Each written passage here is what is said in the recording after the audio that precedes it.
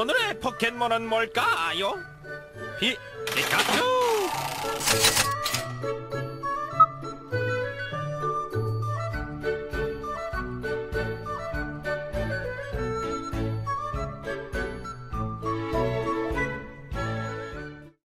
네, 여러분 안녕하세요. 빅프입니다. 자, 오늘은 드디어 동물을 잘 키우는 방법 제4탄입니다. 와, 벌써 4탄까지 왔어요, 여러분. 제가 이번 주는 사실 일정이 조금 바빠서 영상을 이제야 찍는 점에 대해서 양해를 좀 부탁드리고요. 그리고 한 가지 더 양해 말씀드리자면은 제 몰골이 지금 운동을 하고 와서 몰골이 너무 완전 동네 거짓골인데 이것도 양해를 좀 부탁드리겠습니다. 귀엽게 봐주세요, 여러분. 자, 오늘 동물 키우는 방법 제4탄에서는 어떤 이야기를 할 거냐면요. 먼저 첫 번째에서는 마인드 세팅, 두 번째에서는 사육 방법, 사전 지식, 그리고 세 번째에서는 사육 장비에 대한 이야기를 했습니다. 자, 우리는 그러면 4탄 들어가기 전에 마인드 세팅도 됐고, 사전 지식도 있고, 사육 장비도 있어요. 자, 그러면 이제 뭐가 필요합니까? 동물이 필요하겠죠. 내가 어떤 동물을 기를지 다 정하고, 그 동물에 대한 사전 지식과 용품도 있으면 이제 동물을 입양해야 되는데, 오늘은 동물을 입양하는 것과 관련해서 이야기를 한번 해볼 거예요.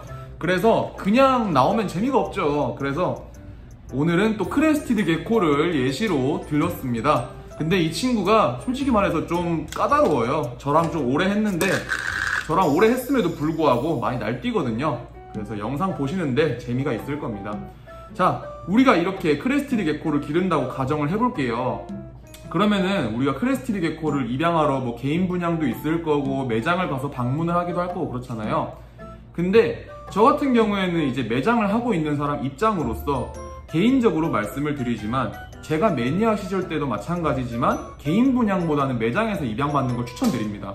네, 매장에서 입양받는 걸 추천드리는 이유는, 매장에서 입양을 하면은 아이들의 건강 상태를 내 눈으로 바로바로 확인이 가능하고, 나아가서 폐사했을 때나 환불에 대한 정책 또한 잘 잡혀져 있기 때문에 개인 분양보다 훨씬 더 안전하고 합당하게 입양을 받을 수가 있어요. 그리고 만약에 내가 개인 분양을 받았는데 이 친구들에 대한 사육에 대한 실질적인 정보나 개체에 대한 특성을 알아볼 길이 없어요.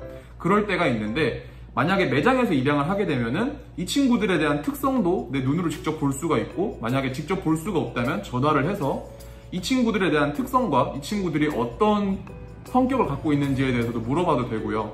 그렇기 때문에 저 같은 경우에는 생물을 많이 매장에서 입양하라고 추천을 드리는 편인데요. 물론 개인 분양으로 마음에 드는 친구가 있으면 개인 분양으로 입양을 해도 되지만, 개인 분양 같은 경우에는 이제 매장에서 하는 것만큼 서비스적인 차원이 좀 많이 부족할 수 있기 때문에 그런 부분들을 감수할 수 있으면 개인 분양, 그런 부분들을 나는 아직 감수할 수 없다, 초보자다 하면은 이제 매장에서 입양하시는 걸 추천드립니다. 자, 그러면은 아무거나 사오면 안 되겠죠. 그래도 내가 진짜 반려동물로 기르고 애완동물로 기를 건데 아무거나 데려오면은 그렇잖아요. 그래서 만약에 예를 들어서 내가 크레스티드 게코를 데리고 온다. 그러면은 매장에서 뭐 밥 먹는 모습이라든지 개체들의 활발한 모습이라든지 이 친구들이 사람 손은 잘 타는지 뭐 그런 것들에 대해서 간단하게 확인할 수 있는 작업이 필요해요. 그런 부분들에 대해서 제가 또 말씀을 해드릴 건데, 파충류로 예를 들어 볼게요. 강아지 같은 경우에는 뭐 사실 예방접종이 되어 있는지 뭐 이런 부분들에 대해서 이미 다 검증이 된 서류들이 엄청 많잖아요. 근데 파충류는 그게 좀 적어요. 그래서 파충류 같은 경우에는 건강한 친구들을 고를 때 지금 제 영상에 나와 있는 친구처럼 이렇게 사람 손을 잘 타거나 아니면 진짜 막 엄청 사방팔방 뛰어다니거나 하면은 사실 건강한 겁니다. 1차적으로 건강한 거예요. 그리고 밥을 잘 받아 먹는가. 여기서 밥을 잘 받아 먹는가는 예를 들어서 내가 모니터를 기를 거라면 귀뚜라미를 한 마리 던져줬는데 눈이 갑자기 막 변해.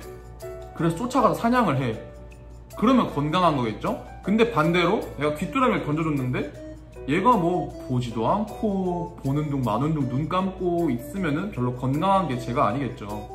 그렇기 때문에 이렇게 건강한 개체를 구별하는 방법은 일반적으로 1번 먹성, 2번 활동성, 그리고 3번 같은 경우에는 건강과는 관련이 없는데 사람과의 친화도예요.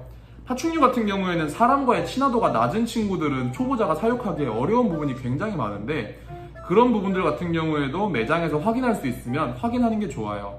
저희 같은 경우에도 사람과의 친화도가 낮은 친구들은 미리 친화도가 낮다고 말씀을 다 드리는 편이거든요. 지금 영상에 나온 친구 같은 경우에도 몇 번 날아가니까 좀 얌전해졌는데, 이 친구 같은 경우에도 처음 왔을 때는 뭐 거의 닌자 수준이었어요. 벽에 붙고 천장에 붙을라 하고 사람 보면 물고 이랬는데, 저랑 이제 오랜 시간 소통을 하면서 좀 많이 교화된 케이스거든요. 그런 식으로 초보자가 기르기에 어려운 파충류들이 있고 초보자가 기르기에 어려운 성격을 가진 파충류들이 있어요. 그런 부분들은 초보자가 확인하기 힘들단 말이에요. 그렇기 때문에 파충류샵 사장님이나 직원분들한테 미리 말씀을 해서 내가 초보자인데 이 종을 키우고 싶은데 그나마 이 친구들 중에서라도 사람과 교화가 좀 잘 되는 친구들을 좀 골라달라, 이런 식으로 말씀을 많이 해주시면 도움을 많이 받을 수 있을 겁니다.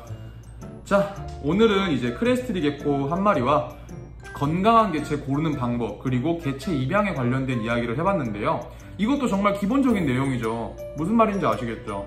정말 기본적인 내용이었기 때문에 사실 이런 내용을 흘려드릴 수도 있는데, 나아가서 제 영상을 보고 동물을 입양하실 분이라든지 아니면은 동물을 입양했었던 분, 그리고 파충류를 기르시고 싶었던 분들이 제 영상을 보고 조금이나마 도움을 받았으면 하는 마음에서 오늘 영상을 또 준비하게 되었습니다. 내일은 이제 또 내일이 아니지 다음 영상에서는 마지막 편입니다. 동물 잘 키우는 법 제 5탄에 대한 이야기인데요. 이거는 사실 잘 키우는 방법보다는 나아가서 내가 이걸 어떻게 유지하는지에 대한 내용을 좀 많이 다룰 겁니다. 자, 그러면 오늘 영상은 여기까지고요. 내일, 아니 다음 영상에서 뵙겠습니다. 여러분들 그럼 다음 영상에서 만나요. 안녕.